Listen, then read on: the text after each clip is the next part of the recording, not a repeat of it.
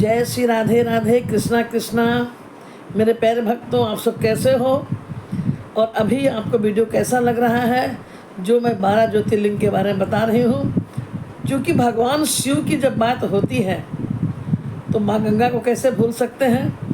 नदियों में पवित्र माँ गंगा, आज उनकी थोड़ी चर्चा करेंगे, गंगा जल का महात्म्य के बारे में। वैसे भी आप सबको पता है कि गंगा माँ शिव के जटाओं में आई और इसे लाने वाले भगीरथ थे, जिनके पूर्वज के पास से जब गंगा गुजरी हैं तब वो जाकर अपने स्थान पर पहुँचे हैं।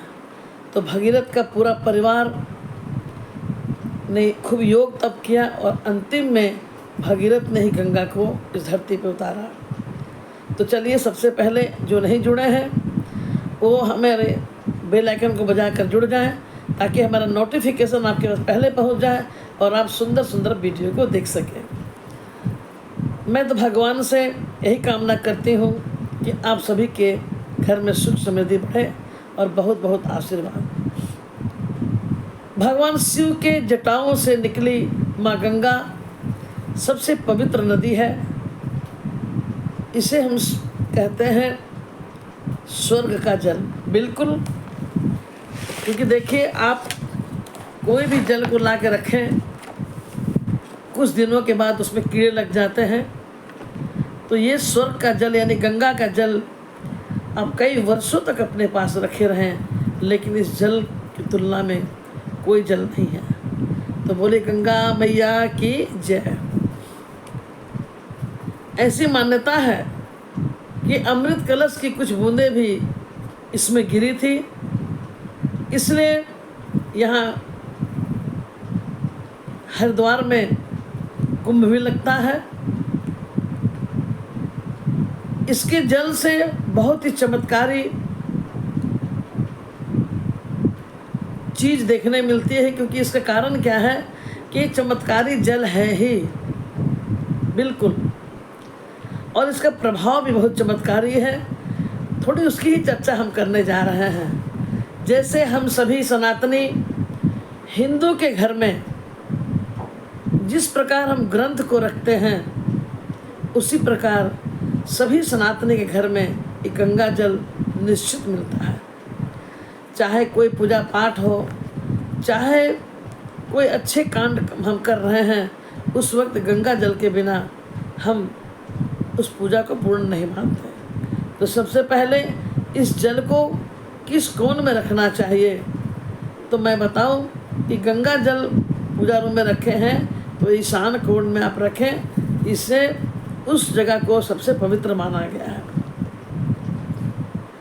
गंगा जल में अच्छा, गंगा का स्नान क्यों करना चाहिए? देखिए, वैसे भी गंगा में स्नान करने से ये मोक्षदायिनी है, पाप तारनी है। कहते हैं साधारण भाषा में कि हम कि सब कहीं भी चले जाएं, किसी भी तीर्थ में चले जाएं, लेकिन जब गंगा और गंगा सागर में हम जाते हैं तो वो एक ही बार जाते हैं।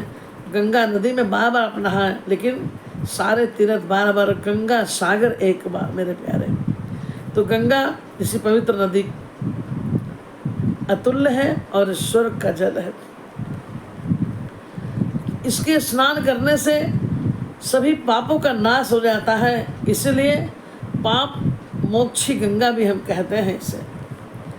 अब देखिए, सूर्य ग्रहण के समय अगर घर में ग्रहण लगता है, सूर्य ग्रहण के समय, तो हम क्या करते हैं? घर को पूरा धोते हैं और बाद में ही इसी गंगा जल से हम पूरे घर को फिर पवित्र करते हैं। इसके बिना हमारा काम नहीं चलता। किसी भी मंगलिक कार्य हो, पूजा त्यौहार हो, तो गंगा जल के बिना हम पूजा पूर्ण नहीं कर पाते। अगर कोई शोक भी आपको लगा है, कोई परिवार में किसी की मृत्यु भी हो गई है, 3 दिन का माने या 12 दिन का माने, उसके बाद हम गंगा जल चरणामृत के रूप में ज़रूर लेते हैं, जिससे कहते हैं शोक और तप भी मिट जाता है। मेरे प्यारे, साथ ही एक बात ध्यान रखना, किसी व्यक्ति के प्राण छूट नहीं रहे हैं, वो बहुत तड़प रहा है, वेंटिलेशन में है, यह स्थिति बहुत गंभीर है, वैसे व्यक्ति को जल में तुलसी डालकर ग्रहण करने से मान्यता है कि उसे जल्दी ही मुक्ति मिल जाती है।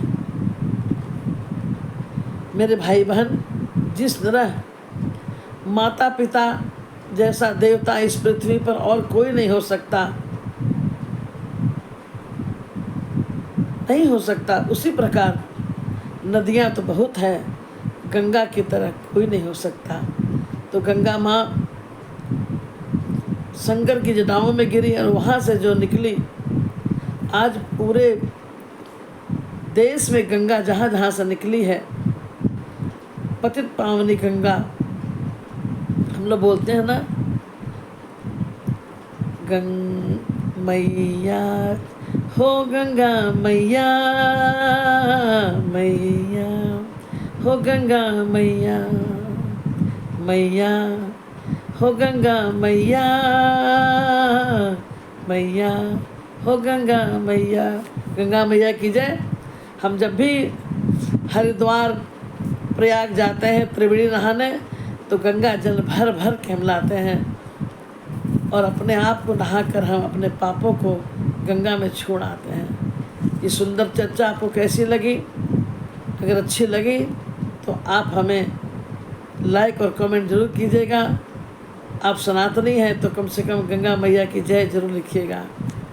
जय श्री राधे, हर हर महादेव, जय गंगा माँ।